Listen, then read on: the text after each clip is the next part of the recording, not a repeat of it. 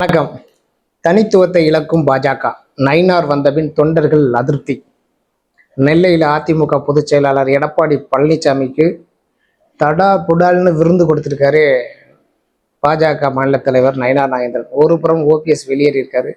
நயினார் நாகேந்திரன் வந்த பிறகு அதிமுகவின் அடிமை போல தமிழக பாஜகவை மாற்றி விட்டதாகவும், அண்ணாமலை இருந்தபோது தனித்துவமாக இருந்த பாஜக இப்போது படிப்படியாக செல்வாக்கு இழந்ததாக தாமரை கட்சியினர் ரொம்பவே குமுற ஆரம்பிச்சிருக்காங்க. மக்களை காப்போம், தமிழகத்தை மீட்போம் என்ற தலைப்பில் அதிமுக பொதுச்செயலர் எடப்பாடி பழனிசாமி தேர்தல் பயணத்தை மேற்கொண்டாலும், சனிக்கிழமை பார்த்தீங்கன்னா தூத்துக்குடி மாவட்டம் மற்றும் திருநெல்வேலி இதெல்லாம் பிரச்சாரம் மேற்கொண்டார். அதே போல அன்றிரவு நெல்லையில் போய் ஹோட்டலில் தங்கி பழனிசாமி அவர்கள் மறுநாள் ஞாயிற்றுக்கிழமை சுதந்திர போராட்ட வீரர் தீரன் சின்னமலைக்கு 220வது நினைவு நாளை ஒட்டி அங்கே அஞ்சலி செலுத்தியிருக்காரு. ஸோ அதனை அடுத்து நெல்லை மாவட்டம், அதாவது பாஜக மாநில தலைவர் நயினார் நாகேந்திரனின் சொந்த மாவட்டமாகும். ஸோ அங்கே பார்த்தீங்கன்னா எடப்பாடி பழனிசாமிக்கு இரவு விருந்து ஒரு மிகப்பெரிய அளவில் ஏற்பாடு செய்யப்பட்டிருக்கு. ஸோ அதில் பாஜக தலைவர்கள் முக்கியமான ஆளுகளும் ஏடிஎம்கேல அதிமுகவில் இருக்கக்கூடிய முக்கியமான ஆளுகளுக்கும் விருந்தளிக்கப்பட்டதாக பார்த்தோம்.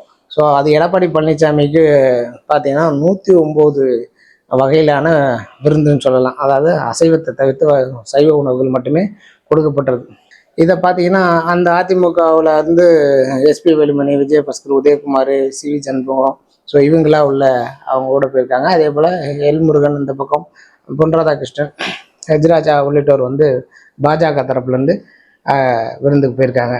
இதில் முக்கியமாக பார்க்க வேண்டியது என்ன அப்படின்னா, முன்னாள் பாஜக மாநில தலைவர் அண்ணாமலை அடியோட இந்த விருந்தை புறக்கணிச்சிருக்காரு அப்படின்னு சொல்லலாம். எடப்பாடி பழனிசாமிக்கு ஏற்கனவே முட்டல் மோதல் இருவருக்கும் இருந்து வர்றது நல்லா கண்கூட தெரிஞ்ச ஒரு விஷயம். அதே போல் ஈரோட்டில் பார்த்தீங்கன்னா கூட்டாக ஒரு செய்தியாளர் சந்திப்பு நடந்தது. அதில் நயினார் நாகேந்திரனும் முன்னாள் மாநில தலைவர் அண்ணாமலையும் வந்திருந்தாரு. ஏன்னா இந்த விருந்துக்கு மட்டும் குறிப்பாக தவிர்த்தது அப்படின்றத பெரிய விஷயமா பார்க்கப்பட்டது. அதே மாதிரி என்ன அப்படின்னு கேட்டிங்கன்னா, பழனிசாமியும் நயினார் நாகேந்திரனும் அந்த விருந்து அன்னைக்கு பார்த்தீங்கன்னா மேலே அவங்க மாடியில் ஒரு தனிப்பட்ட முறையில் ஒரு ஆலோசனை நடத்தியிருக்காங்க. அதில் 2 பேருமே பார்த்தீங்கன்னா இருவரும் விமர்சனம் பண்ணிக்கிற கூடாது, இரு கட்சிகளும் பார்த்தீங்கன்னா கீழ்மட்ட தொண்டர்கள் வரைக்கும் இணக்கமாக செயல்படணும் அப்படின்றதெல்லாம் பேசி முடிவெடுக்கப்பட்டதாக சொல்லப்படுது. நெல்லையில் நடைபெற்ற நிகழ்வுகள் என்னவோ, ஆனால் தமிழக அரசியல் களத்தில் இது பெரிய விவாதத்தை கிளப்பியிருக்கு அப்படின்னு சொல்லலாம். ஏன்னா இந்த விருந்து அந்த அளவுக்கு ஒரு பேசப்படக்கூடிய அளவுக்கு ஒரு சூழலை உருவாகி இருக்கு அப்படின்னு சொல்ல முடியும். இதெல்லாம் பாஜக தொண்டர்கள் சுத்தமாக விரும்பலை அப்படின்றத இன்னொரு கருத்து.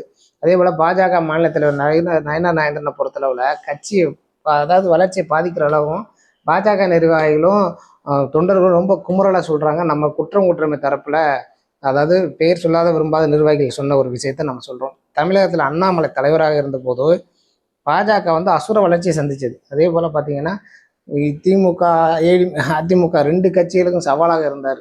யாருடைய மிரட்டலுக்கு அஞ்சாமல் துணிச்சலாக செயல்பட்டவர் அண்ணாமலை அப்படின்றாங்க. அதாவது இளைஞர்களாக இருக்கட்டும், பெண்கள், பாஜகவில் நிறைய பேர் இணையக்கூடிய வாய்ப்பு உருவானது. இப்போ நயினார் நாகேந்திரன் வந்தோம்னா எல்லாமே தலைகீழாக மாறப்பட்டதாக சொல்லப்படுது.